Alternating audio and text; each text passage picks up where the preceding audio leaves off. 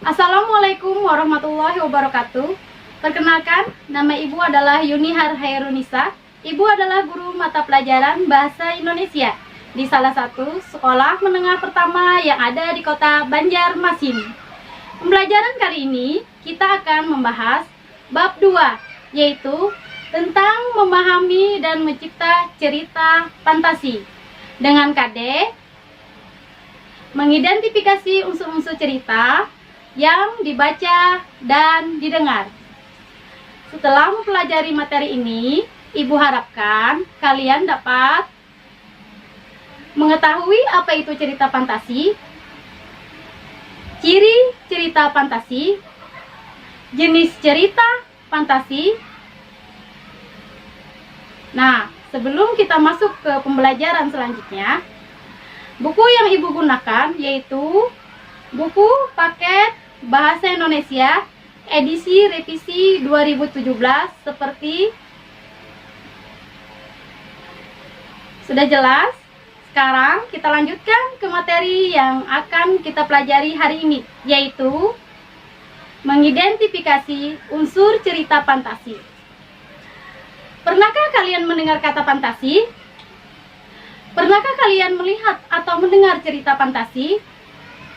Secara implisit, kalian pasti sudah mendengar atau melihatnya. Contohnya, cerita Putri Duyung, cerita Harry Potter, Doraemon, cerita Cinderella, atau Nagata the Little Dragon. Lalu, apa itu cerita fantasi?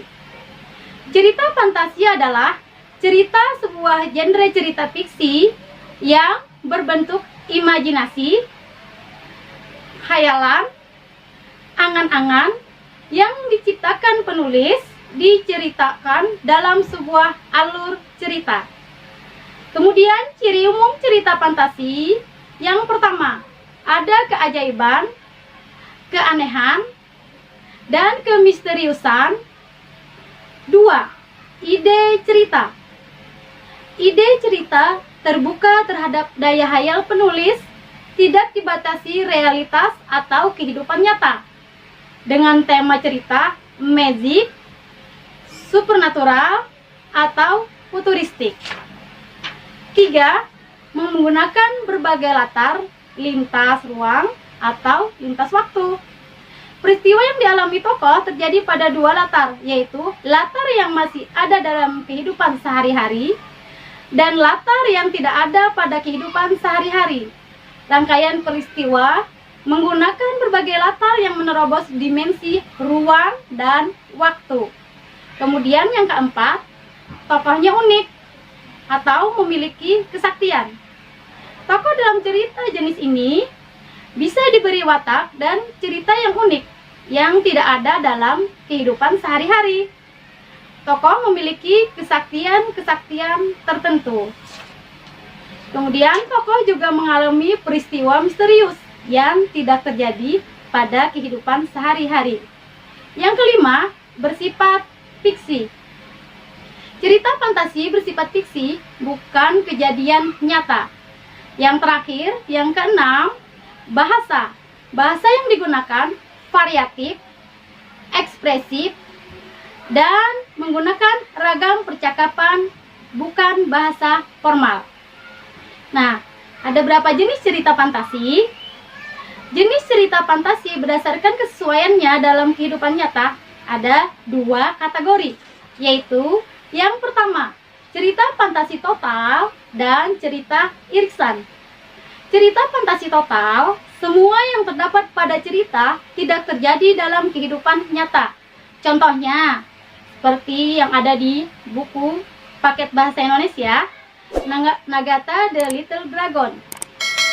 Cerita itu adalah cerita fantasi total yang semua nama tokoh, objek, maupun kotanya benar-benar rekaan pengarang. Kemudian, cerita fantasi irisan.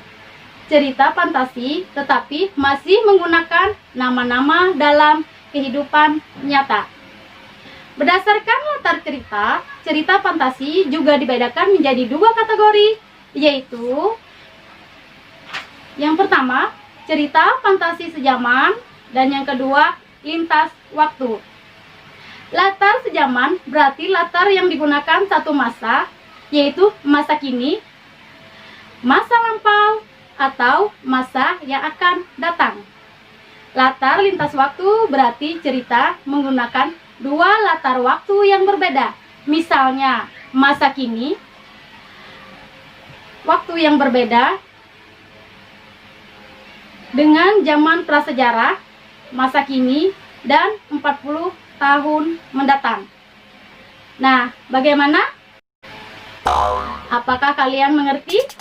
Kalau kalian mengerti, sekarang kalian lihat manakah gambar cerita fantasi dan bukan gambar cerita fantasi.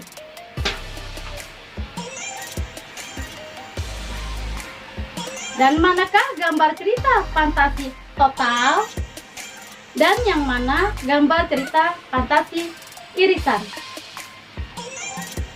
Kalau sudah selesai, kirimkan jawaban kalian ke Classroom Ibu atau WA pribadi.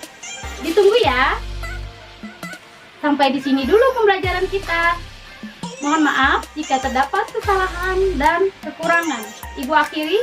Wassalamualaikum warahmatullahi wabarakatuh. Terima kasih.